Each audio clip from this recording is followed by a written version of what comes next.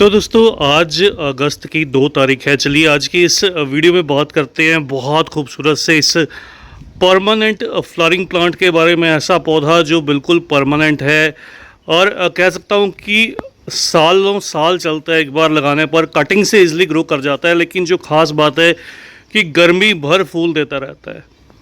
सर्दी के मौसम में हालांकि थोड़ा सा रेस्ट या डोरमेंसी में जाएगा ये पौधा, लेकिन गर्मियों के लिए परफेक्ट है। और अच्छी बात है कि पूरी धूप को बहुत इजीली टॉलरेट कर जाता है। जी हाँ, ये जो आप पौधा देख रहे हैं वैसे तो आपने पहचान ही लिया होगा, ये नाग चंपा का पौधा है, प्लूमेरिया पुडिका। तो नाग चंपा इसको बोलते हैं, नाग फनी भी कुछ बोलते हैं। नाग चंपा बोलने का एक रीज़न रहता है। नाग फनी, ये देखिएगा इसकी जो लीव्स रहती हैं इसके कॉर्नर कुछ इस तरह से रहते हैं।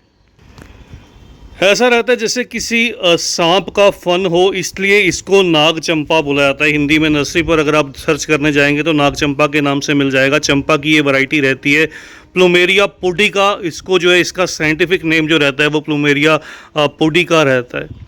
तो चंपा की दूसरी वैरायटीज़ भी आती हैं, मैंने पहले भी वीडियो शेयर किए हैं। इसमें अगर कलर की बात करूँ, ये सिंगल कलर रहता है वाइट के अंदर इस तरह से येलो डॉट। इसी तरह से इसी सेम फ्लावर की लुक में एक ये वैरायटी भी रहती है। इसकी जो लीव्स हैं वो थोड़ी डिफरेंट रहती हैं। ये भी चंपा का पौधा है। इसको डोग चंपा बोलते हैं, एल्बा चंपा भी कुछ बोलते हैं, फ्रंगी पानी बोला जाता है। तो इसमें क्या है, इसमें खुशबू रहती है, लेकिन वो जो वैरायटी आपको दिखाई है मैंने उसमें खुशबू नहीं रहती। तो मेजर डिफरेंस है। दूसरा, इसकी जो लीव्स रहती हैं ये ब्रॉड रहती हैं। देखिएगा इसमें एक और कलर आपको दिखाता हूँ इस तरह से, ये इसका एक और कलर है।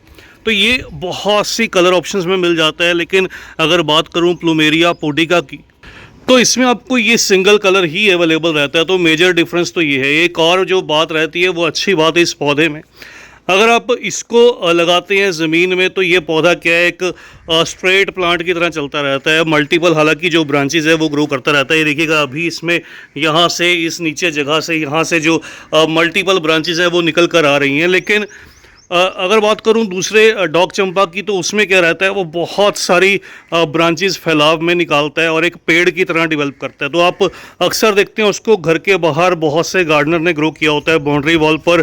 तो वो बहुत सुंदर से एक छोटे से पेड़ में, एक ट्री में कन्वर्ट हो जाता है। और ख़ास बात है उसकी जो खुशबू है इस मानसून सीज़न में बहुत ज़्यादा रहती है। तो इस वजह से, इस खुशबू की वजह से कह लीजिए उस पौधे को लगाया जाता है।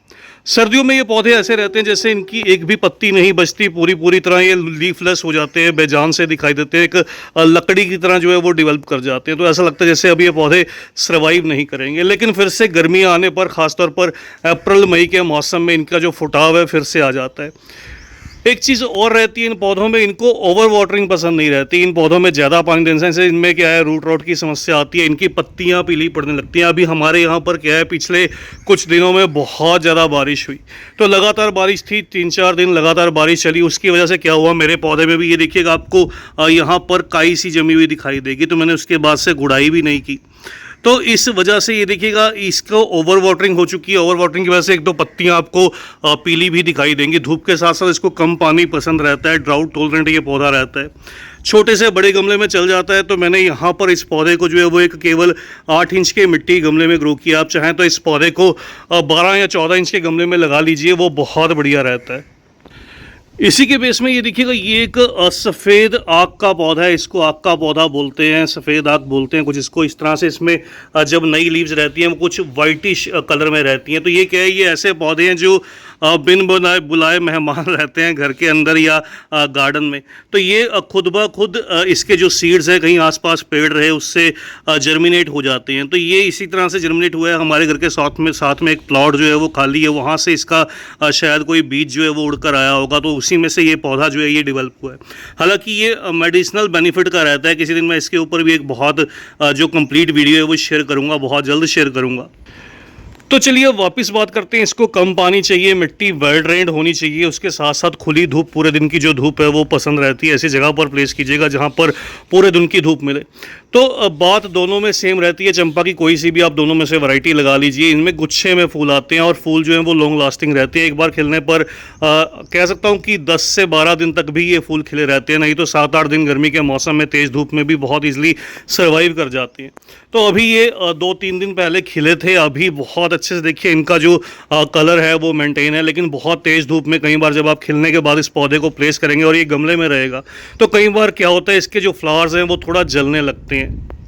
तो चलिए दोस्तों, ये तो हुई बेसिक नॉलेज की बात। इसको कटिंग से जब भी आप लगाइएगा, अगर आपके आसपास कटिंग मिल जाए, कटिंग से इजीली ग्रो हो जाता है, जब भी लगाइएगा इसको एक बार थोड़ा सा कटिंग के बेस को ड्राई कर लीजिए, फिर मिट्टी में दबा दीजिए। रेतीली मिट्टी या सैंड जो रेत रहती है, कोर्ट सैंड, केवल उसी में लगा दीजिए, चल जाएगी।